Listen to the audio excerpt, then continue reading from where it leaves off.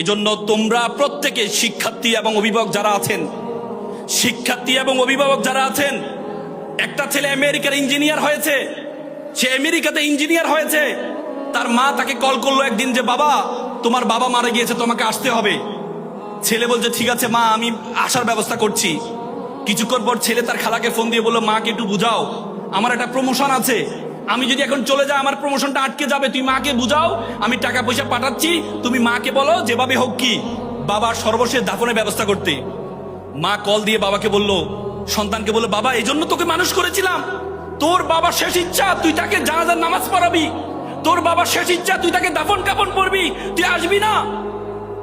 তখন ছেলে বলল, মা একটু আবেগী কম হও।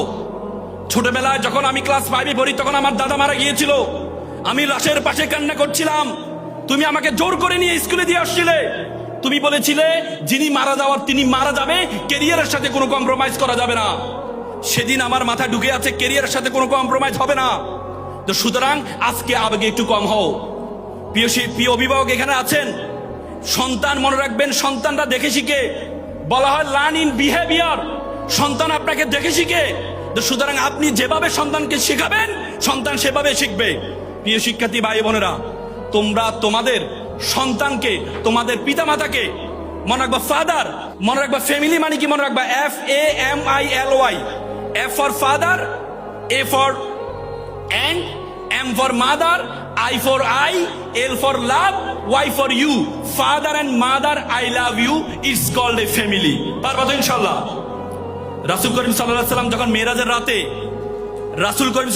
যখন মেরাজের রাতে জান্নাতে গিয়েছিলেন, তিনি দেখতে পেলেন একজন সাহাবা কুরআন পড়ছেন। আল্লাহ রাসূল জিবরাইল আলাইহিস সালামকে জিজ্ঞেস করলেন এটা কে? রাসূল বললেন এটা হচ্ছে হারিস ইবনে নোমান। রাসূল বললেন আমার সাহাবী হারিস ইবনে নোমান, সে তো মারা যায় নাই। তখন বলছে না, সে জান্নাতের কোরআন পড়ছে।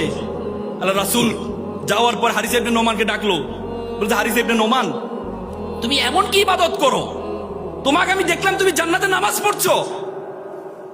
তখন হারিস ইবনে নোমান বলছে, ইয়া রাসূলুল্লাহ, আমি তো এমন কোন স্পেশাল করে ইবাদত করি না, আমি নিয়মিত ইবাদত করি। আমার মা অসুস্থ, আমি আমার মাকে, মা খাওয়াইতে পারেন, আমি তাকে গোসল করার ব্যবস্থা করে দিই, খাওয়ার ব্যবস্থা করে দিই, খাইয়ে দিই, আমার সারা দিনটা শুধু আমার মায়ের খেদমতে যায়। তখন আল্লাহ রাসূল বলছে কাযালিকুমুল বিররি, কাযালিকুমুল বিররি, 3 বার বলছেন কাযালিকুমুল বিররি। এটা হচ্ছে বিররিল ওয়ালিদাইন, এটাই বিররিল ওয়ালিদাইন। তো সুতরাং তোমাদের মা বাবাকে তোমরা যদি সামনে পাও, খেদমতটা করবা, তাহলে তোমার জান্নাত কেউ ঠেকাইতে পারবে না। পারবা তো ইনশাআল্লাহ?